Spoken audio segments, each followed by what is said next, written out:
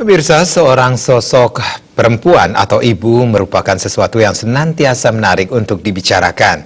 Tentu tidak sedikit segi yang menarik dapat diangkat sebagai bahan pembicaraan. Salah satu di antaranya adalah perihal kerahasiaan sifat yang melekat dalam sebutan wanita itu sendiri, sehingga mampu menjadi sumber kebahagiaan. Kaum perempuan, khususnya seorang ibu dalam pandangan agama Hindu, memiliki peranan yang tidak terpisahkan dengan kaum pria dalam kehidupan masyarakat dari zaman ke zaman. Sejak awal peradaban agama Hindu, yaitu dari zaman Weda hingga dewasa ini, perempuan senantiasa memegang peranan penting dalam kehidupan. Hal ini tidak mengherankan bila ditinjau dari konsepsi ajaran agama Hindu dalam Siwa Tattwa yang mengatakan adanya kehidupan makhluk, terutama manusia, karena perpaduan antara unsur Suklanita dan Swanita. Tanpa Swanita tak mungkin ada dunia yang harmonis. Demikianlah pentingnya kedudukan seorang ibu dalam kehidupan ini. Bagi keluarga yang menghendaki kebahagiaan dan kesejahteraan di dalam keluarganya, hendaknya selalu menghormati dan menyayangi sosok seorang ibu, karena di mana perempuan dihargai dan dihormati, maka di sana akan ada kebahagiaan.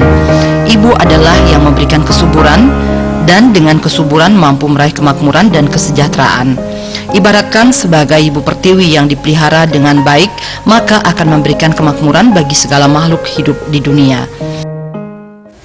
Sehingga tidak ada alasan sebenarnya bagi wanita Bali untuk tidak berbahagia, karena dia sendiri adalah sumber kebahagiaan.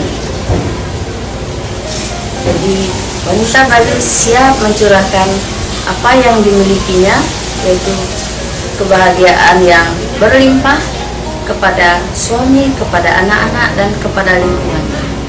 Lingkungannya misalnya dia harus berladang, dia harus ke sawah itu, atau dia harus berjualan, itu semua dilakukan dengan landasan kasih sayang, bukan semata-mata demi uang, tetapi demi kasih sayang.